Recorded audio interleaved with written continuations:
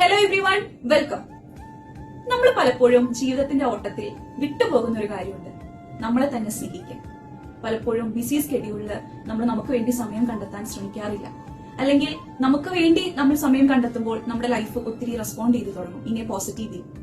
So today's topic, me time. Me time എന്നാൽ നമ്മൾ നമുക്ക് തന്നെ കൊടുക്കുന്ന അല്ലെങ്കിൽ മാറ്റിവെക്കുന്ന ഒരു സമയം. നമ്മുടെ മെന്റൽ ഹെൽത്തിനെ നമ്മൾ ഹാപ്പി ആക്കുമ്പോൾ നമ്മുടെ ഫിസിക്കലി നമ്മൾ ഫിറ്റ് ആയി മാറും.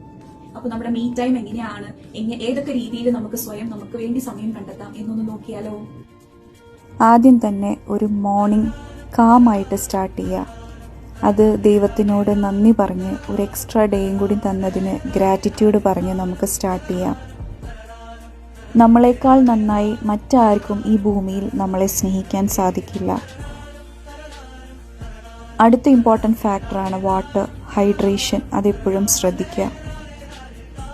നമ്മളൊരു ഡേ സ്റ്റാർട്ട് ചെയ്യുമ്പോൾ ആ ഒരു ഫുൾ ഡേ ദൈവത്തിന് വിട്ടുകൊടുക്കാൻ ശ്രമിക്കുക.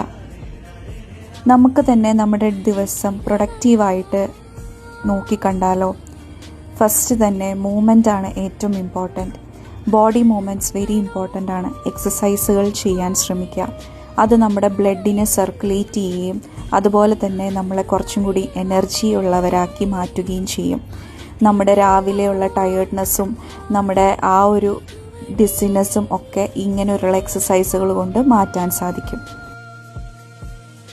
പ്രകൃതിയുമായി നമ്മൾ സമയം ചെലവഴിക്കുമ്പോൾ നമ്മുടെ മൈൻഡും ബോഡിയും സോളും ഒക്കെ ഹീലാവുകയും ചെയ്യും. കിളികളുടെ ശബ്ദം, കാറ്റിൻ്റെ ശബ്ദം, നമ്മുടെ ആത്മാവിനെ തൊട്ടുണർത്തുന്ന പ്രകൃതിയിലെ എല്ലാ സൗണ്ടുകളെയും അതുപോലെ തന്നെ അതിനെയും ആസ്വദിക്കാൻ നമുക്ക് പറ്റട്ടെ.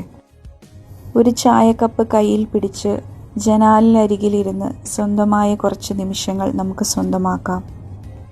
അടുത്തതായി ജേർണലിംഗ് ചെയ്യാം. ജേർണലിംഗ് നമുക്ക് എപ്പോഴും നമ്മുടെ ഉള്ളിലുള്ള വിഷമങ്ങളും സന്തോഷങ്ങളൊക്കെ ഇറക്കി വയ്ക്കാൻ പറ്റുന്ന ഒരു പ്ലാറ്റ്ഫോമാണ്. അടുത്തത് ഡീടോക്സ് ഫ്രം ഫോൺ. നമ്മുടെ ഫോണെല്ലാം മാറ്റിവെച്ച് പുസ്തകം തുറക്കുമ്പോൾ മൈൻഡും അതുപോലെ റീചാർജ് ആവുകയും ചെയ്യും. ഞാനിവിടെ കാണിച്ചത് എന്റെ മീ ടൈമാണ്. നിങ്ങളുടെ പരിമിതികളും നിങ്ങളുടെ അവസരങ്ങളും ഉപയോഗിച്ച് നിങ്ങൾക്കും നിങ്ങളുടേതായ ഇഷ്ടങ്ങൾക്കനുസരിച്ച് നിങ്ങൾക്ക് സമയം കണ്ടെത്താൻ സാധിക്കട്ടെ.